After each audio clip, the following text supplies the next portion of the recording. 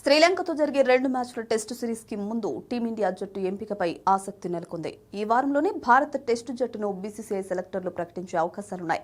Star allrounder Washington Sundar fitness సెలెక్టర్లకు ప్రధాన సమస్యగా మారింది. హ్యామ్స్ట్రింగ్ గాయం నుంచి కోలుకుంటున్న సుందర్ సమయానికి పూర్తిగా ఫిట్ గా ఉంటాడా లేదా అన్న దానిపై ఇంకా స్పష్టత లేదు. సుందర్ స్థానంలో టీమిండియాలోకి కొత్త ప్లేయర్ రానున్నాడని తెలుస్తోంది. Senior allrounder Ravindra Jadeja, star pacer Jasprit Bumrah తిరిగి జట్టులోకి రానుండటం దాదాపు ఖాయం. వీరిద్దరి రాకతో భారత జట్టు బౌలింగ్ బలోపేతం కానుంది. గుర్నూర్ బ్రార్, ప్రసిద్ధి కృష్ణ, సౌరభ్ సుతార్, కుల్దీప్ యాదవ్లు జట్టులో కొనసాగనున్నారు. జట్టు కూర్పులో మరో ఆసక్తికర అంశం నితీష్ కుమార్ రెడ్డి. నితీష్ రెడ్డి లేదా ప్రత్యేక బ్యాటర్కు అవకాశం దక్కుతుందనే దానిపై ఆసక్తి నెలకొంది. జట్టు సమతుల్యతను దృష్టిలో పెట్టుకుని సెలెక్టర్లు ఈ నిర్ణయం తీసుకున్నారు. ఒకవేళ వాషింగ్టన్ సుందర్ జట్టుకు దూరమైతే అతని స్థానంలో కొత్త ఆటగాడు సారాంశ్ జైన్కు అవకాశం దక్కనున్నట్లు తెలుస్తుంది.